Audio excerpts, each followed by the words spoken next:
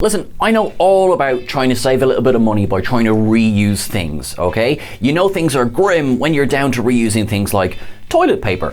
But if you're reusing shots, that's not actually that bad. With that in mind, I am Sean Ferrick for Trek Culture, and here is 10 times Star Trek reused footage and hoped you wouldn't notice. Number 10. EXCELSIOR model, Star Trek The Next Generation. Now, the USS EXCELSIOR was introduced in Star Trek III, The Search for Spock. It was the next big experiment, it was trans-warp, it was taken out by removing a little couple of chips. Don't ever leave Scotty alone in engineering again. In Encounter at Farpoint, it appears as the USS Hood. It then appears many more times throughout The Next Generation, and the truth is, a lot of this is reused footage. It just makes the most sense to capture a lot of footage together and then just space it out. For example, in the second season opener, The Child, we get a nice 3/4 shot view of the EXCELSIOR that we technically hadn't seen before, right? That same shot turns up time and time again. There's not a single thing wrong with this because it's used sparingly, and it's also a use of the real model again and again with thanks to shots from ILM. So quite frankly, I noticed, but I liked it. Number 9. Cardassian ship, Call to Arms, Caretaker. When Star Trek Voyager started, it began with a bang. The Maquis raider Valjean is being chased by a Cardassian Galar-class warship. It is a beautiful close-up shot of the ship hunting down the smaller one. When it came to the Dominion War in Star Trek Deep Space Nine, it made sense, of course, now that we were going to have a lot more shots of Cardassian ships, of Jem'Hadar ships, kind of reuse whatever we can. In Call to Arms, there is quite a bit of reused footage that's used cleverly, but the reason this one stands out is because it was so effectively shot in Caretaker, particularly with those torpedoes impacting with the front and the belly of the Galar class, that when that shot is exactly reused in Call to Arms, it does stand out a tiny little bit. Now, it's not the only one, of course. We have shots of the wing of the Galar class. In Call to Arms, they fire a torpedo at it. Now, that is a direct lift from Caretaker. It's the Galar class being hit by the plasma storm in the Badlands. We also have a reuse of some shots from Emissary as well in Call to Arms. Now again, sounds like I'm ragging on it. It's not. You got to use your shots sparingly, you got to use your shots effectively, and when you have fleet shots like this, do what you can to get away with it, and I would argue it worked very, very well. Number 8. The EXCELSIOR at Warp, Star Trek VI and Star Trek Generations. Now, this is one that we've mentioned a couple of times on this channel. It's because it's disappointing, and Generations is going to come up a couple of times on this list. The EXCELSIOR was used extensively in Star Trek VI, The Undiscovered Country. You had Captain Sulu, of course. He opens the film with the impact of the Genesis wave. Later on in the film, the EXCELSIOR, disobeying Starfleet orders, sets a course for Khitomer to help Kirk and crew against the Klingons. Now, there is of course some lovely, lovely shots of the EXCELSIOR at Warp. In Star Trek Generations, the Enterprise B, which is of course EXCELSIOR class, gets a distress call from the Elorian transports trapped in the Nexus. They set a course and they engage at maximum warp. They had to adjust the filming model of the Enterprise B because it had to take damage on the star drive section. That's what the fins were added for. Overall, it was the same model as the EXCELSIOR with a few extra bits stuck on. The advent of HD, and particularly Blu-ray, has not done this film any favors, particularly in the scene that shows the Enterprise B at Warp, because it's not the Enterprise B at all. It is a copy and paste from Star Trek The Undiscovered Country of the EXCELSIOR at Warp, and as we have moved into more HD and bigger screens, it's a bit bloody obvious, I'm afraid. Number 7. Launching the Defiant. The Search Part 1, The Die is Cast. If we're lucky, every new ship will get a lovely pan by and a launch scene that we will get to enjoy time and time again. Star Trek the Motion Picture, I'm looking at you. The launch of the USS Defiant in The Search Part 1 is given that great moment. The camera pans over the top of the ship, we get to see it turning, we get to see all the lights turning on. It's really, really nice. Now again, it makes sense if you have some really, really nice shots to try and use them. Issue here is that it's used again in the same season shot for shot.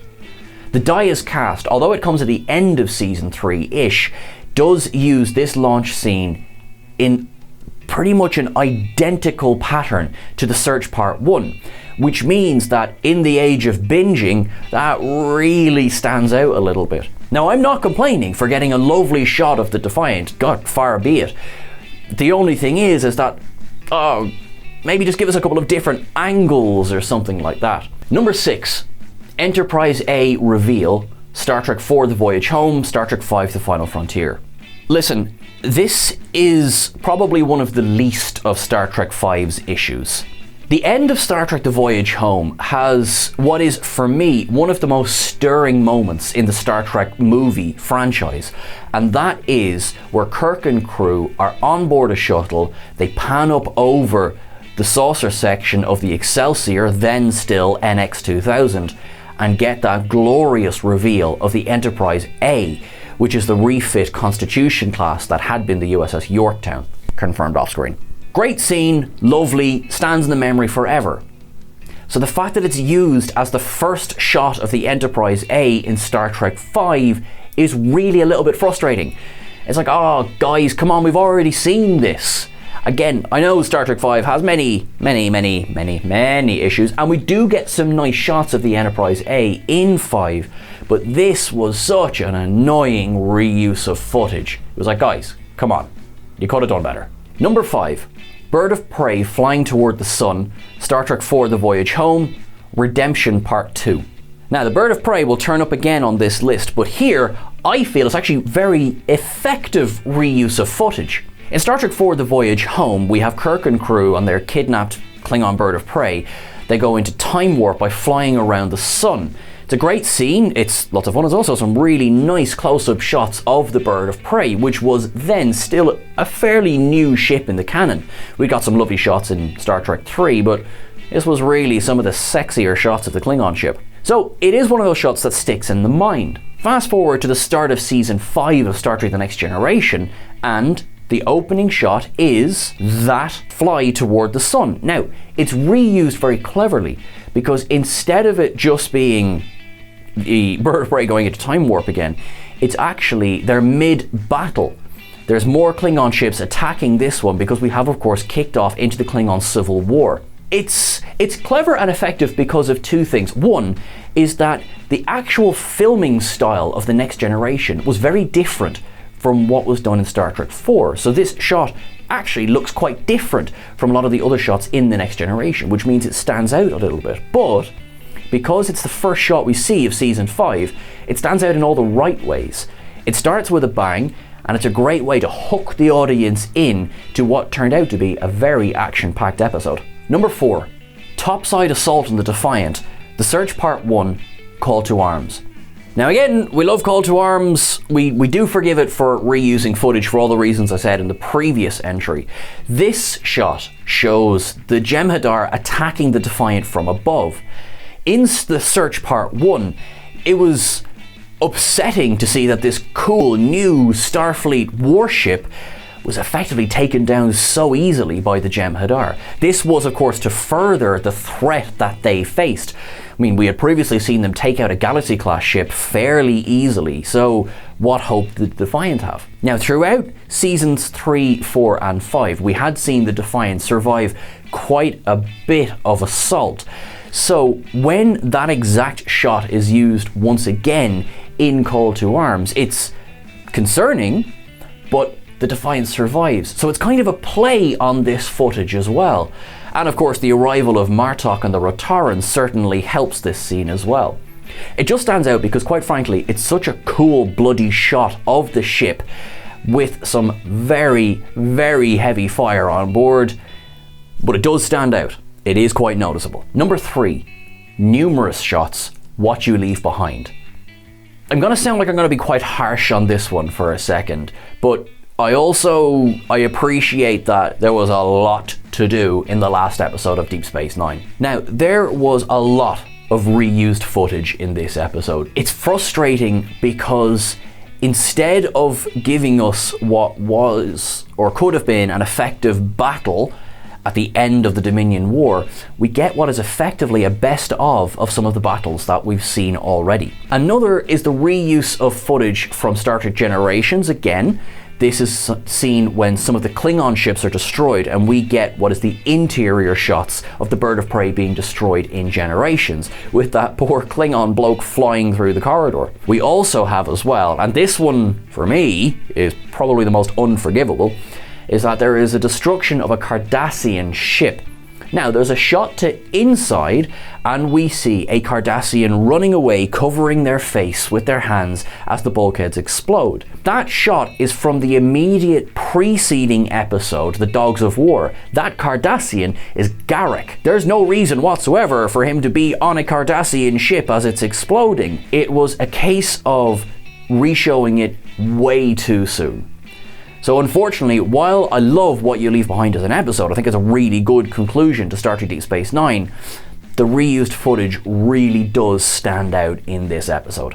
Number 2, Leaving Dry Dock, Star Trek the Motion Picture, Star Trek II The Wrath of Khan. This one for me, completely forgivable, because also I would give my left arm to just able to watch the USS Enterprise leaving dry dock over and over again. Oh my god, I love this scene. Star Trek the Motion Picture thankfully gave us beautiful, beautiful shots of the refit Enterprise. And, you know, that massive, feels like 75 minutes pan by the ship as Kirk and Scotty are flying around. I love that. Like, gimme, gimme, gimme. However, as we've discussed on this channel before in our documentary breakdown of Star Trek the Motion Picture, the budget for that film basically ballooned to the point where it didn't make as much of a profit as anyone would have liked. So when it came to Star Trek II The Wrath of Khan, the budget was slashed and they had to get creative. So, first thing you do, reuse whatever footage you can. I think it works. It absolutely works, because again, this is all big screen. This is the new James Horner score over this scene of the Enterprise leaving dry dock. Actually works really, really well. Musically, I might prefer Jerry Goldsmith's score, but there's no denying that Horner's bombastic score for this really, really works perfectly, because it changes the mood of the scene. Now look, is it shot for shot? Yeah, it is. Is that a problem? No, not even a little bit. Number 1. That explosion. Star Trek VI The Undiscovered Country, Star Trek Generations. Guys, if you're going to talk reused footage in Star Trek, this has to be the one. This is annoying. As we probably all know, at the end of Star Trek The Undiscovered Country, the Enterprise and the Excelsior overwhelm Chang's bird of prey with a barrage of torpedo fire. This causes the ship to explode. It's cool. Right, it is cool. In Star Trek Generations, one torpedo, okay, fair enough, torpedo technology has, developed over the years, takes out the Duras sisters' bird of prey. It's exactly the same explosion, exactly the same shot. It is not simply the fact that this is so obviously reused footage that's annoying, and again, in the very next film, the problem is that the whole point of it standing out in The Undiscovered Country is that it was something we hadn't seen before. It was so detailed. It was great. And the next film, that's frustrating. That just didn't work. And it's almost to the point where I'd nearly look away during Generations at this point when that's happening. And I like Generations, but this is just bloody unforgivable. It's one of these things where on a reused footage list, this was always going to be number 1. That's everything for our list today, guys. If you reckon we've missed anything, which in fairness we probably have, throw it into the comments below. Please don't forget to like, share and subscribe, and remember that you can catch us over on Twitter at TrekCulture. You can catch myself on Twitter, on Instagram at Sean Ferrick as well. Guys, whatever you do in the next week, make sure you look after yourselves, make sure you stay positive, and remember, live long and prosper. Thanks, guys.